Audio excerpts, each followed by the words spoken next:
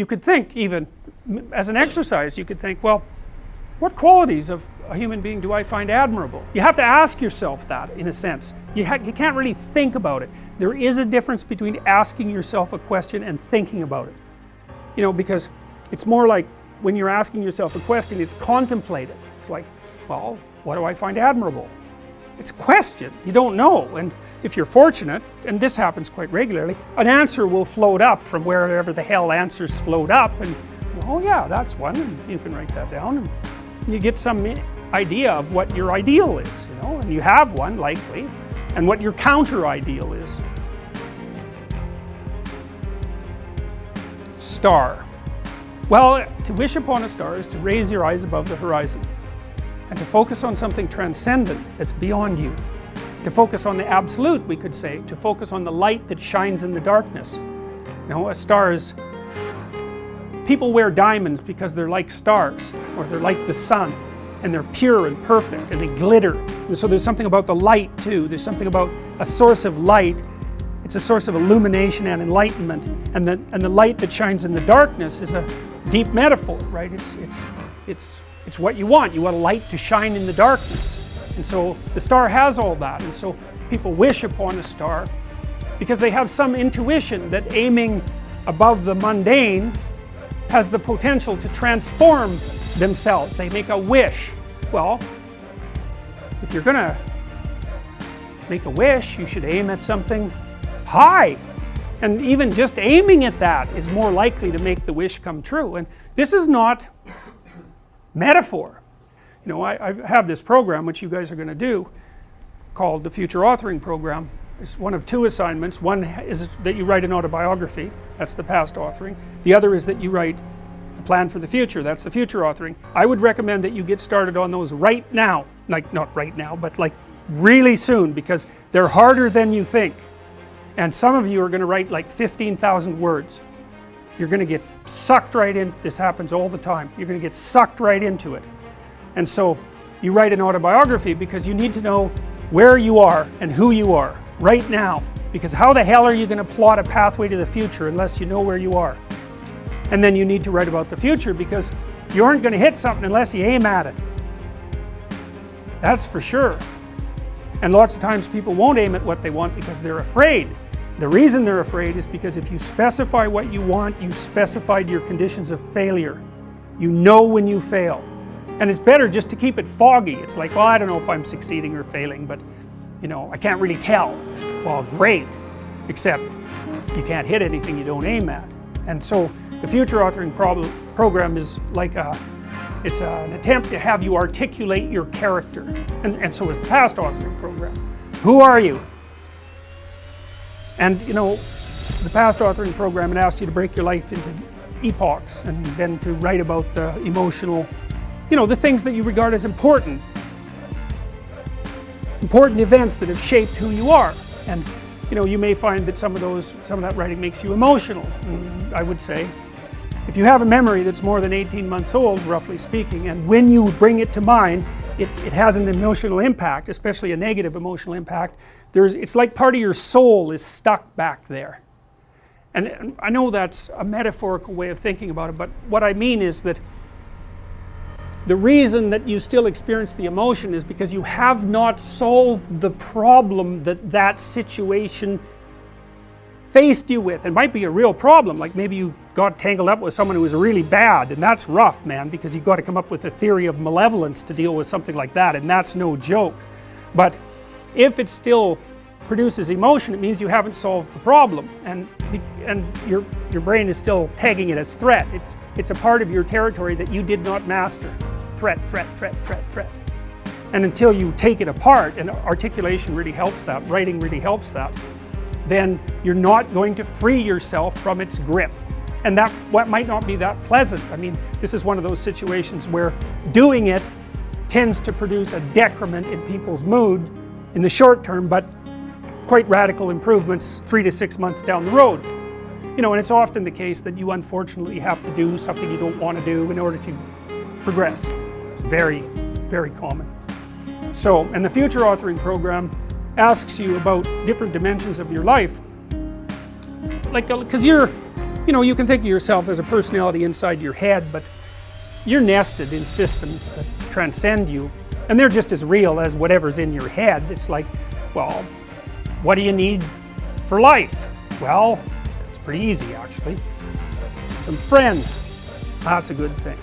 Intimate relationship, that's a good thing. A family, you know, either the one you're going to produce or the one that you come from, where people to some degree love and care for one another. That's a good thing to work on. You need some plan for your career. You've got to fit in somewhere that people regard as important and that they'll trade with you so that you can live. You need something worthwhile to do with the time that you're not at work, and you need to pay attention to your mental and physical health, and you need to regulate your use of substances, which is a strange one, but alcohol does lots of people in, so it's worth thinking about. That's why we put it in there. So then it's like, okay, what the hell do you want? What do you want from your friends? What do you want from your family? What do you want from your career? If you could have what you wanted, and that's what the program asks you, 3 to 5 years down the road, you get to have what you want. Now, I'm assuming that you're going to approach this like, you know, reasonable adults and not like 13-year-old dreamers. I think I want the most expensive yacht in the world. It's like, fine, but, you know, that isn't really what it's supposed to be. More concentrating on your character. And so then it asks you to write for 15 minutes without thinking too much about grammar or sentence structure, any of that, about what your life could be like 3 to 5 years down the road if you were treating yourself like someone you cared for and you were helping them figure out what they wanted.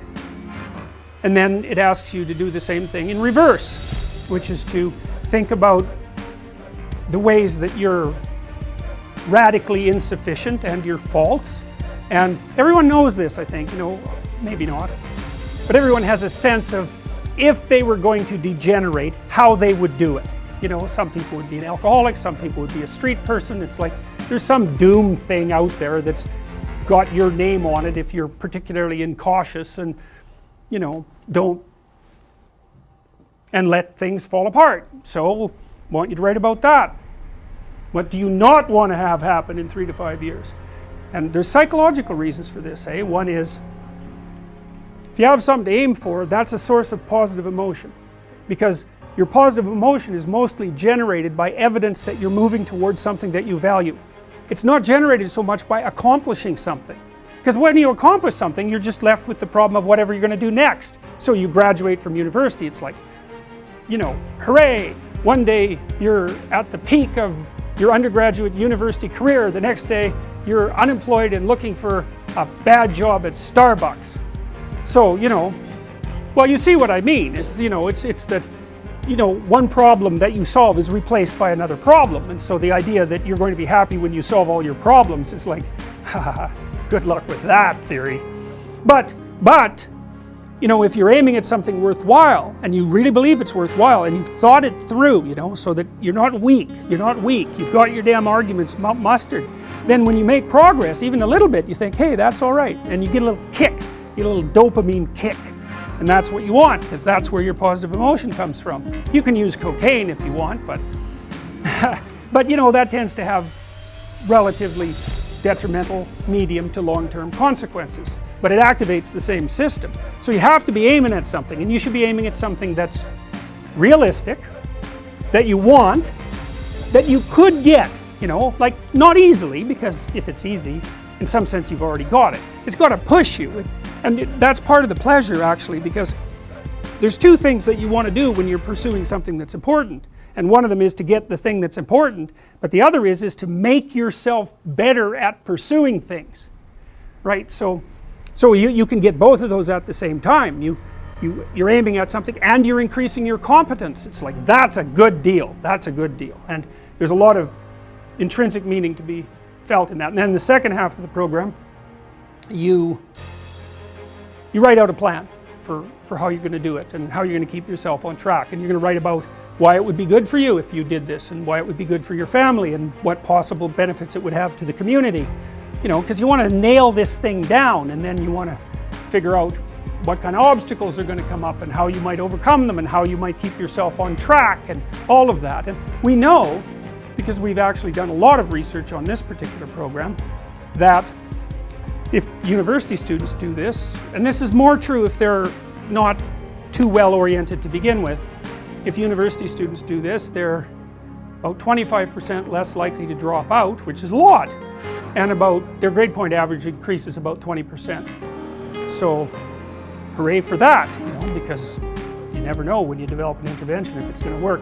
There's also evidence, but not from my lab, that doing such things improves your physical health. And I think the reason for that is that when you go over your autobiography and you scour out those negative places that you're sort of dragging along with you, it lowers your overall stress load, because your brain is I think it's calculating how dangerous the world is by attending to the ratio of successes to failures that you've had in your life, something like that. And so, if there are holes in your map that you could still fall through, then your brain regards the territory still as a bit on the dangerous side, and then you're more prepared for emergency action, and that's hard on you. So